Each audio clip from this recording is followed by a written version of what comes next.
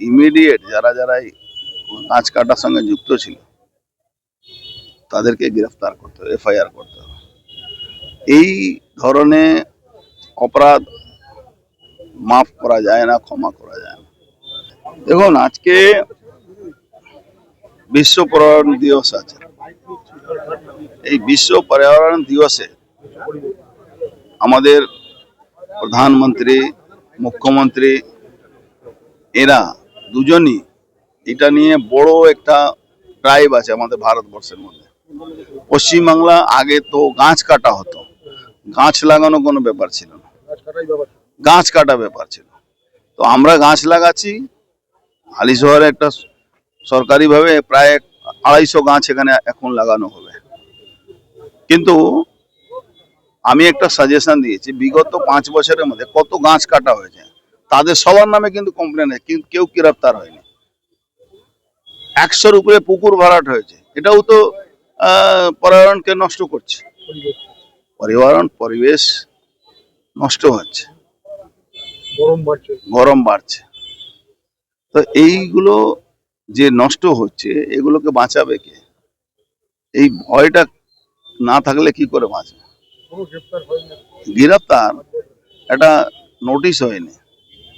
আমি ডিএফও কে বলেছি ইমিডিয়েট যারা যারা এই গাছ কাটার সঙ্গে যুক্ত ছিল তাদেরকে গ্রেফতার করতে হবে, এফআইআর করতে হবে। এই ধরনের অপরাধ মাফ করা যায় না, ক্ষমা করা যায় না। এই জন্য ইমিডিয়েট এর উপরে অ্যাকশন নিতে হবে।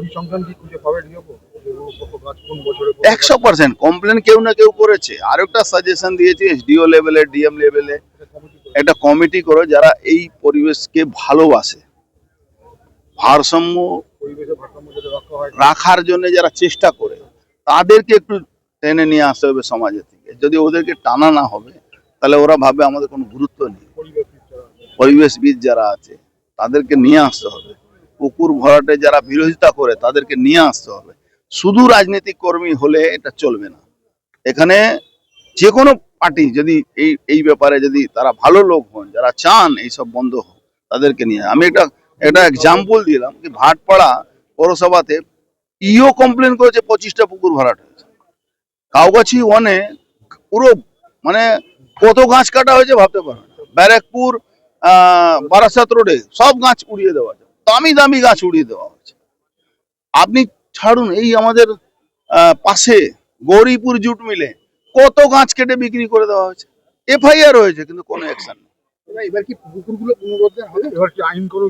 পুনরুদ্ধার করতেই হবে, হবে না আমি বলছি, করতে হবে। এটা কিন্তু আরে বাবা, গাছ কাটার নিয়ে যে আইন আছে তাতে তো সাজা হয়ে যাবে।